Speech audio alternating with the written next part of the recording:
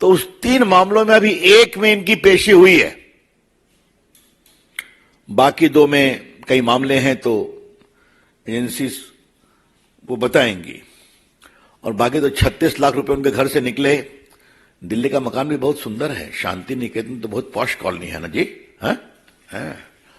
वहां एक BMW भी मिली है ना, हाँ हाँ, 2 मिली है, क्या बात है। BMW बहुत सुंदर। ठीक है भाई, चलिए BMW खूब कमाइए, लेकिन कानूनी तरीके से कमाइए। बेनामी में BMW पर चलिए और कार्रवाई नहीं हुई, कैसे होगा भाई। देखिए, पहला है आर्मी लैंड स्कैम। ये मोराबादी मौजा में 455 डिसमिल जमीन रांची में थी, वो सेना की थी, सेना के कब्जे में थी। बहुत पहले BM लक्ष्मण राव की थी, उन्होंने सेना को दे दिया था। आजादी के पहले से वो सेना के कब्जे में थी। अब फेक डॉक्यूमेंट बना करके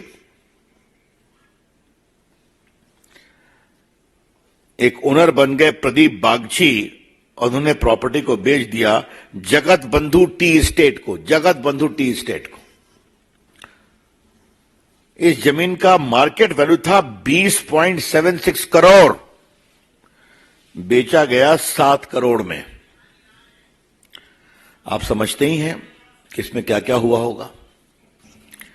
एक तो जब ईडी इसकी जांच करने लगी तो मालूम हुआ कि रांची में एक बड़ा गैंग ऑपरेट करता है, जो फेक डॉक्यूमेंट बना करके जमीन को अपने कब्जे में लेते हैं और उसको बेचते हैं।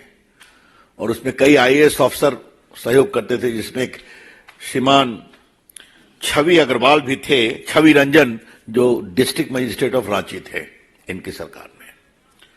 और दूसरे IAS अफसर अमित अग्रवाल थे, विष्णु अग्रवाल थे। और आपने सुना होगा एक पूजा सिंघल, जिनके घर से 19 करोड़ मिला था, वो सीनियर माइनिंग सेक्रेटरी, वो भी जेल गई थी। तो इन सबों को इनका प्रोटेक्शन रहता था। और एक कमाल के मुख्यमंत्री हमने देखा कि इन्होंने अपनी पत्नी के नाम से 11 एकड़ जमीन दी है उनके कंपनी के लिए।